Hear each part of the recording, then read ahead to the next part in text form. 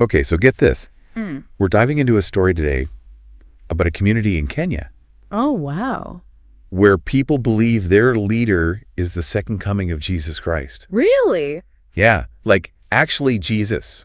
Wow. A YouTube vlogger named Drew Binsky, Okay. he made a video called 1 Million People Think He's Jesus Christ. I've heard of him. And he goes to this village to meet him. That's fascinating. So is this genuine faith, an elaborate hoax, or something else? Yeah, what is it? I don't know. That's why we're doing a deep dive. I'm intrigued already. Right. Yeah. What's interesting to me is that Uh-huh. the journey to get there is pretty crazy. Oh, really?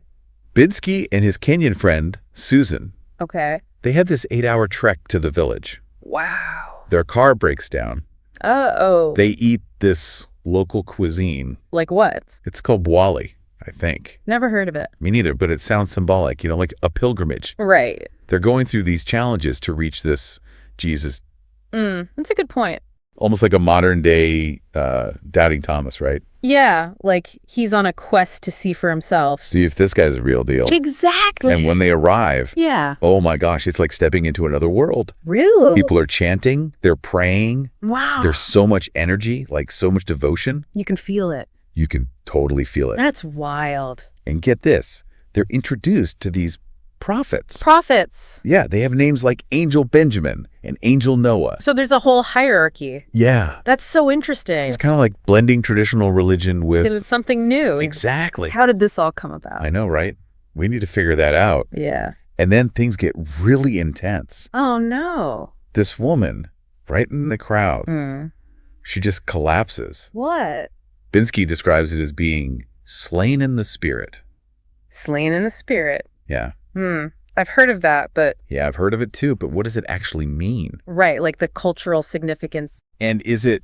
Is it common in other places? Yeah. It's definitely something you see in charismatic Christianity. Like Yeah. when people feel the Holy Spirit and have Yeah. intense reactions.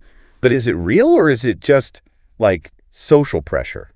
That's a great question. I know, right? It makes you think about psychology and like, The sociology. yeah, It all plays into it. for sure. And Binsky also noticed something else. Mm.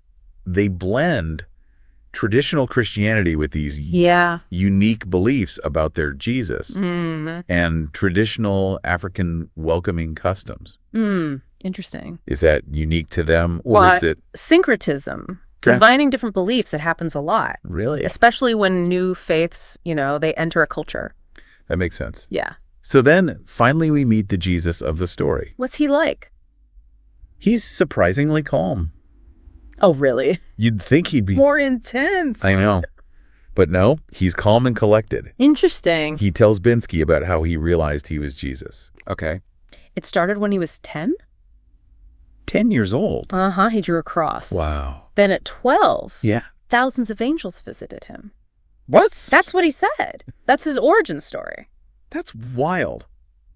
I wonder if, If other messianic movements, yeah, they have similar narratives. could be.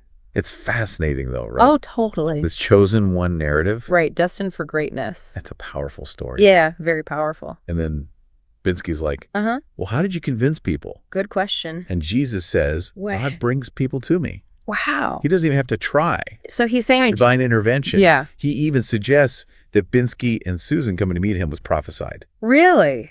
That's a smart tactic, right? It is. It makes it hard to argue. Because you can't question God. Exactly. You can't be like, no, God was wrong. Exactly. Yeah. And when asked about the people who doubt him, Oh, yeah.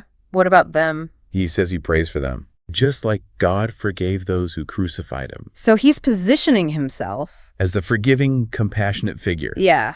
Clever, right? It is. It makes it seem like anyone who disagrees is... Like those who crucified Jesus. Exactly. And then it gets even weirder. Weirder. How? Jesus starts talking about his followers Yeah. and their ability to fight evil through like spirit travel. Spirit travel. Astral projection, he calls it. Like their spirits can leave their bodies. Uh-huh.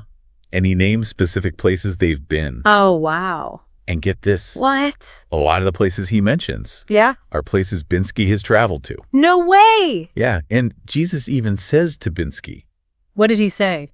there's a reason why you visited those countries. Whoa. I visited because of you. So they're connected somehow. I know, right? That's mind-blowing. It really makes you think about what's real. I know. It's like, What is reality? Exactly. And then Jesus drops some prophecy. Prophecies. Like, Yeah. He predicts a major earthquake at the end of next year, oh, wow. caused by a white horse arriving on Earth. A white horse. Uh-huh.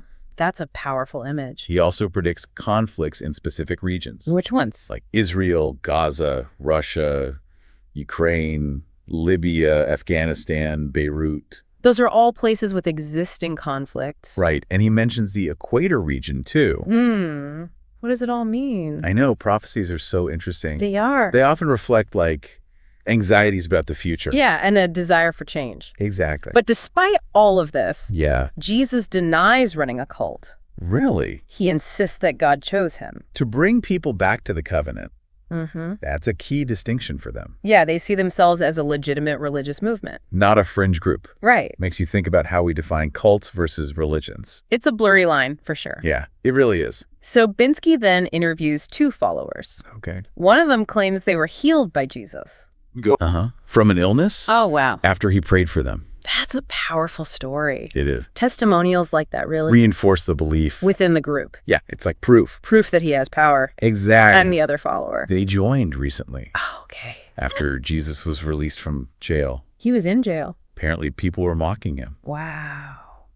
It makes you wonder. I know. Does jail time add to his mystique? Or does it make him less credible? Good question. That's a tough one. It is. And then Binsky confronts Jesus Yeah. about people in Nairobi Yeah. wanting to crucify him. Oh, wow. He'd heard rumors about it. That's a heavy topic. It is. But what happened? It's a tense moment I bet. because it introduces this idea of opposition. Right. People who are against them. And it sets up Jesus to be like, To be like the persecuted prophet. exactly. Aligning himself with the biblical Jesus. Exactly. And his response is fascinating. Yeah. So what does he say? He doesn't even flinch. Really? Nope. He stays totally calm. Wow. He says, Yeah. it is not good to crucify me. Whoa. And he references the book of Hebrews. So he's really drawing that parallel. Yeah, like he's the same Jesus who was crucified. It's powerful imagery for sure. And then, get this, What? this Jesus, he has a family. A family? A wife and kids. But Jesus isn't supposed to. I know. It goes against everything we know. About traditional Christianity. Right. So how do they explain that? Yeah, what do they say about that? I don't know. It's a big question mark. It makes you wonder how they interpret the Bible. Yeah, like maybe they have their own version. Or maybe they just focus on different parts. Could be. It shows how fluid religious beliefs can be. Right. And how interpretations change over time. Exactly. And then they talk about the Ten Commandments. Oh, interesting. Jesus believes everyone should follow them, Okay. including Jewish people. He claims that Jewish people made life hard for Jesus. 2,000 years ago. Yeah, but now the gospel is for everyone. That's a bit controversial, isn't it? Yeah, it feels a little... Loaded. Yeah. Like on one hand, it could be about unity, but it also perpetuates those old stereotypes. And blames Jewish people for the crucifixion. Right. It's a delicate balance. It is, for sure. I wonder how people react to that. Me too, both inside and outside the community. Yeah, good point. Jesus also says his ultimate goal is to What is? take all people to heaven. Okay, that's a classic. I know, right? Very much in line with traditional salvation. Through repentance and obedience. So he emphasizes those core beliefs. Exactly. Faith and obedience. And how does their village life play into all this? Well, Binsky describes it as peaceful, Oh, that's nice. with a strong sense of community. So they all really love their leader. Yeah, they seem to genuinely believe in him. It makes sense. Shared experiences, belonging. That strengthens their faith. Yeah, it creates this supportive environment. Where doubts don't really take root. Exactly. But Binsky also wants to know, how is this Jesus perceived outside the village? Right, in the real world. So they go to a nearby town. And what happens? It's total chaos. Really? Hundreds of people swarm them, Wow. chanting, Yesu! So do they actually believe? It's hard to say. Maybe some do. Maybe some are just curious. Or caught up in the moment. Yeah, like a spectacle. Right. It shows how complex religious beliefs can be. Totally. You never really know what motivates people. It's a mix of things. For sure. And Binsky does something pretty funny before he leaves. With that.